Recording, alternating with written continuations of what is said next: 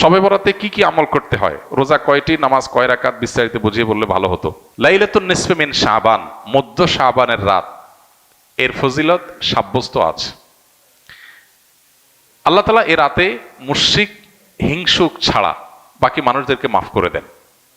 এবং এ রাতের ফজিলত সংশ্লিষ্ট আরো অনেকগুলো হাদিস আছে যেগুলো জয়ীফ সূত্রে বর্ণিত, কিন্তু এই একটা হাদিস গ্রহণযোগ্য সূত্রে বর্ণিত হওয়ার কারণে অন্য যেগুলো আছে সবগুলোর একসাথ করলে মোটা দাগে লাইলাতুন নিসফি মিন শাবান বা মধ্য শাবানের রাত, এটার নাম আমরা শবে বরাত দেই। আসল নামটা, হাদিস দেওয়ার নাম কোনটা?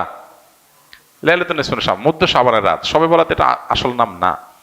যাই হোক, তো এই মধ্য শাবানের রাতের ফজিলত সাব্যস্ত হয়, কিন্তু এইটাকে আমরা যেইভাবে যারা পালন করি তারা যেভাবে ঘটা করে করি, যেমন সারা রাত জেগে ইবাদত করা আল্লাহর ক্ষমা লাভের জন্য বা মাগফিরাত লাভের জন্য, যাতে মাগফিরাত হয়, গুনাহে ক্ষমা হয়, সেটা আপনি চেষ্টা করছেন, এটা আপনার ব্যক্তিগত অ্যাপ্রোচ থেকে আপনি করলেন।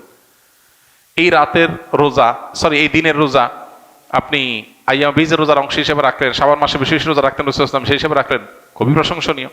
কিন্তু আলাদা করে শবে বরাতকে কেন্দ্র করে এই দিনের রোজা রাখার বিশেষ কোনো নির্দেশনা বিশুদ্ধ হাদিস দ্বারা সাব্যস্ত নয়। এর বাইরে এই রাতকে শবে বরাত ভাগ্যের রাত মনে করা। বরাত মানে ভাগ্য, আর বরাতের আরেকটা অর্থ হলো মুক্তি। মুক্তির অর্থে ঠিক আছে শবে বরাত, আল্লাহ মানুষকে মুক্ত করেন, কিন্তু ভাগ্যের অর্থে ঠিক নাই। সূরা দোখানের শুরুতে আল্লাহ বলেছেন ফিহা ইউফরাকু কুল্লু আমরিন হাকিম ইন্না আনজালনাহু ফি লাইলাতিন মুবারাকাহ ইন্না কুন্না মুনজিরিন। আল্লাহ বলেছেন কোরআন আমি একটি বরকতময় রাতে নাজিল করেছি। কোন রাত সেটা? ওই যে ইন্না আনজালনাহু ফি লাইলাতিল কদর। আরেক জায়গায় আল্লাহ বলেছেন, কোরআন এক আয়াত আরেক আয়াতের ব্যাখ্যা করে আল্লাহ বলেছেন ফিহা ইউফরাকু কুল্লু আমরিন হাকিম, যে রাতে কোরআন নাজিল হয়েছে সে রাতে গুরুত্বপূর্ণ সব বিষয় ধার্য করা হয়। তার মানে লাইলাতুল কদরে গুরুত্বপূর্ণ বিষয়গুলো ধার্য করা হয়। অতএব শবে বরাতে ভাগ্য নির্ধারণ করা হয়, এটি বিশুদ্ধ মত না। তবে এ রাতের বিশেষ কোন নামাজ, বিশেষ নামাজের সংখ্যা, বিশেষ সূরা, এরকম কোনো কিছু সাব্যস্ত নাই। এরকম কিছু সাব্যস্ত আছে মনে করলে বরং বিদআত হবে, যে এত রাকাত পড়তে হবে, এই সূরা দিয়ে পড়তে হবে। আল্লাহর মাগফিরাত লাভের জন্য আপনি যদি চেষ্টা করেন সেটা প্রশংসনীয়, সেটা ভিন্ন বিষয়। প্রত্যেক রাতেই তো আপনি আল্লাহর মাগফিরাতের জন্য চেষ্টা করা কর্তব্য বা করা উচিত। আল্লাহ তাআলা প্রতি রাতেই ভোর রাতে মানুষকে ডেকে ডেকে ক্ষমার আহ্বান করেন। এই জন্য শবে বরাতকে ঘিরে রাতের বিশেষ নামাজ, বিশেষ পদ্ধতির নামাজ নাই, তবে এ রাতে ক্ষমার বিষয়টা সুসাব্যস্ত, ক্ষমা লাভের চেষ্টা করা এটা গ্রহণযোগ্য। লাইলাতুন নিসফি মিন শাবান প্রচলিত শবে বরাত উপলক্ষে আমাদের করণীয় কি? বিশেষ করে এই রাতে মসজিদে ওয়াজ মাহফিল, দোয়া দরুদ, ইবাদত বন্দেগী এবং নানা ধরনের খানাদানার আয়োজন করা হয়। কোরআন সুন্নাহর আলোকে এগুলো ঠিক কিনা জানালে উপকৃত হব। ভাইরা আমার, লাইলাতুন নিসফি মিন শাবান যেটাকে আমরা শবে বরাত বলি, এই লাইলাতুন নিসফি মিন শাবানে আল্লাহ তাআলা হিংসুক এবং মুশরিক ছাড়া বাকি মানুষদেরকে, বাকি মুসলমানদেরকে আল্লাহ তাআলা সাধারণ ক্ষমা ঘোষণা করেন মর্মে একটা হাদিস আছে। এছাড়া আরো বেশ কিছু হাদিস আছে যেগুলোর কোনো না অনেকগুলো সনদের মধ্যে কিছুটা দুর্বলতা আছে, কিন্তু মোটের পরে এ রাতের ফজিলত সুসাব্যস্ত এবং প্রমাণিত। কিন্তু এর মানে এই নয় যে এই রাতকে কেন্দ্র করে আমরা যা করি আমাদের দেশে তার সব সঠিক। আমাদের দেশে লাইলাতুল বরাতে মানুষের যে ভিড় মসজিদগুলোতে, এটা তো ভালো জিনিস যে মানুষ মসজিদে আসছে, কিন্তু অন্যদিন না এসে এই রাতে বেশি আসার কারণটা কি? লাইলাতুল কদর বেশি ফজিলতপূর্ণ নাকি এই রাত বেশি ফজিলতপূর্ণ? লাইলাতুল কদরের সাথে কোনো তুলনা চলবে? সেই রাতে মানুষ কি এত বেশি ইবাদতের চেষ্টা করে? তাহলে এই রাতে এত বেশি চেষ্টার রহস্যটা কোথায়?